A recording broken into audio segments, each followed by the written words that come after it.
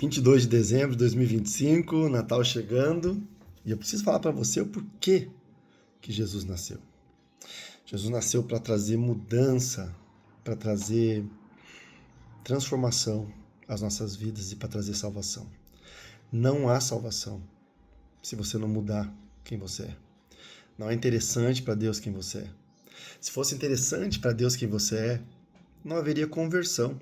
Talvez uma atualização, você seria o fulano 2.0, mas não é interessante. O próprio Cristo disse que se alguém quer vir após ele, tem que negar-se a si mesmo, ou seja, abandonar todo o seu eu, aquilo que você acha que é importante para você, talvez não seja importante para Deus. Negar-se a si mesmo, tomar a sua cruz. A cruz não é confortável, a cruz não é macia, a cruz ela é pesada e dolorida de se carregar. Veja, hoje existem vários tipos de crentes, já existe na verdade no mundo faz tempo, mas hoje tem um que está despontando, que está super famoso, que é o crente social. O crente instagramável, aquele crente que não é convertido, infelizmente ele não vai ser salvo, mas ele vai na igreja. Ele vai na igreja, mas ele não deixou de ser quem ele era no mundo. O que ele fazia no mundo, ele faz na igreja. Ele mentia, e hoje ele tem aquele lance, mentirinha branca. Ele não parou de beber, ele continua bebendo, porque o pastor disse que ele não vai para o inferno se ele beber uma taça de vinho ou um espumante. Ele vai para a igreja, mas ele nunca leu a Bíblia. Ele lê Café com Deus Pai, ou qualquer outro devocional, que alguém escreveu a sorte do dia, como um horóscopo de crente. Lá no dia 22 de dezembro, todos vocês têm o mesmo versículo, a mesma sorte do dia, a mesma mensagem, a mesma inspiração. Esse crente social, instagramável, o crente de hoje, ele nunca sentou e leu 1, 2, 3, 4, 5, 6 capítulos da Bíblia. Sabe o que é ler a Bíblia?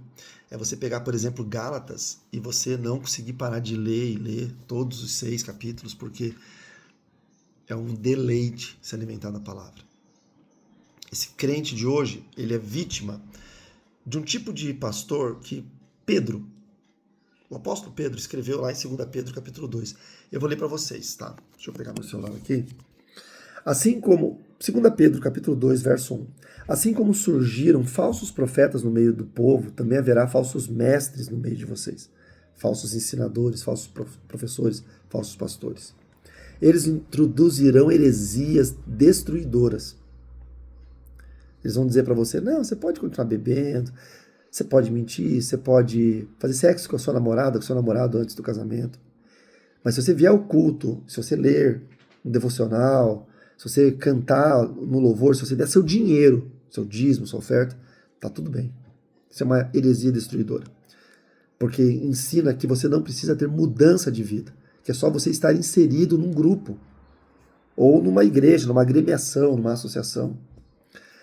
Chegando a renegar o soberano Senhor que os resgatou, trazendo sobre si mesmo repentina destruição. E muitos seguirão as suas práticas libertinas. Sabe o que é a prática libertina? O vício, a pornografia, a prostituição, gente que se junta e não se casa, gente que faz sexo antes do casamento, gente... E por causa deles, o caminho da verdade será difamado. Sabe o que está acontecendo com a igreja hoje? Muita gente não dá mais crédito para a igreja.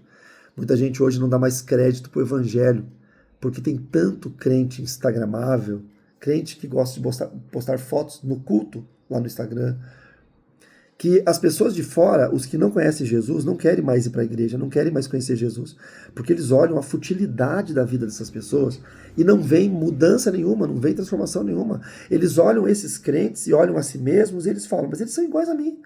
Por que eu preciso ir lá na igreja se o cara faz as mesmas coisas que eu?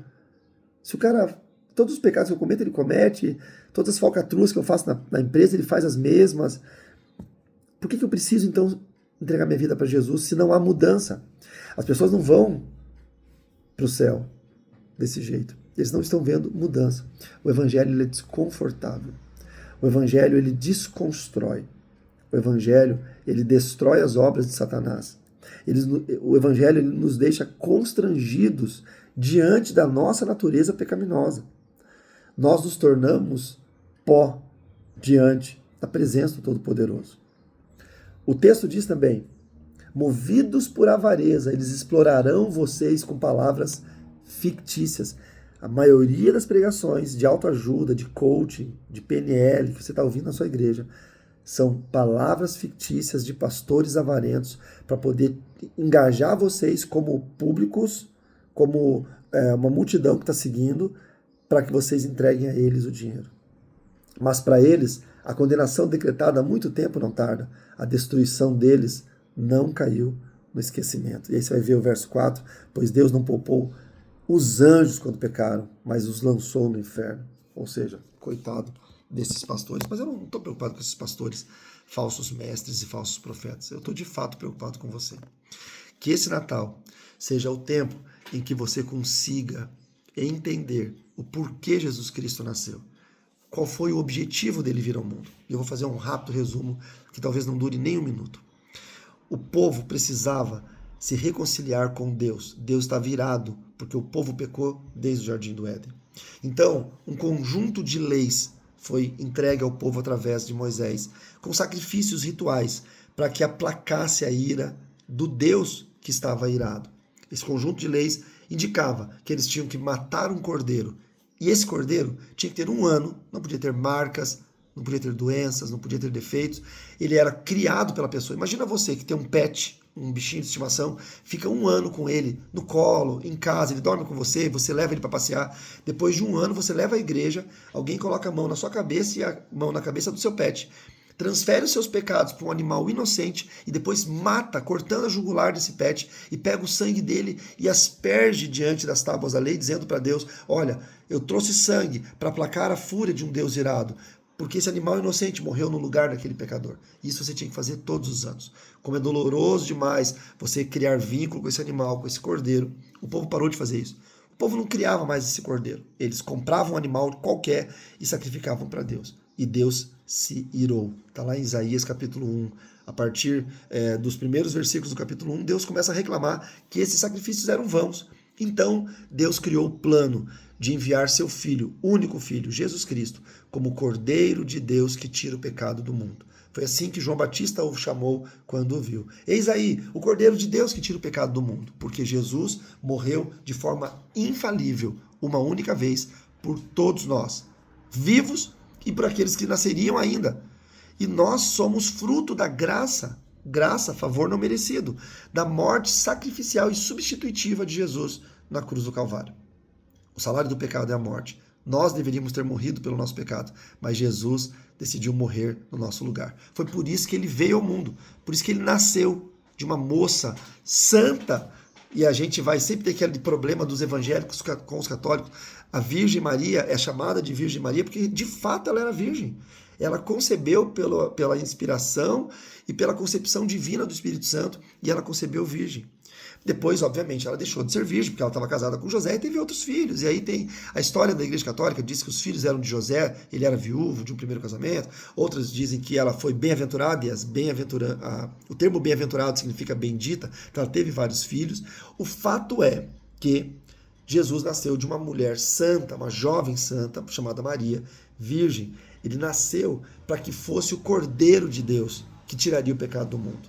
E lá na Páscoa a gente comemora a ressurreição dele, que na Sexta-feira Santa a gente comemora a morte, ou sofre, a morte dele por nós na cruz do Calvário. Então, o Natal simboliza o nascimento desse menino, Deus forte, príncipe da paz. Ele é o Emanuel, o Deus conosco. E ele fez tudo isso para que nós mudássemos a nossa natureza e nos transformássemos em cristãos, ou seja, nos reconciliássemos com o Deus que estava irado, e através do seu filho Jesus, o sacrifício dele, o nascimento para o sacrifício, ele nos reconciliou com Deus. Por isso que não faz menor sentido você estar indo na igreja, lendo devocionais, e sendo a pessoa que você é, maligno, maldoso, viciado, apegado aos bens, mentiroso, adúltero, fornicador. O que significa você ir na igreja? Você é igual um ímpio. Então, não seja dessa categoria de crentes que não teve mudança de vida. Mesmo que você vá na igreja. Crente sem conversão, no final da vida, vai para o inferno. Que Deus possa te abençoar e fazer sentido essa palavra no seu coração, para que você tenha um Natal de fato abençoado e transformador. Feliz Natal para você!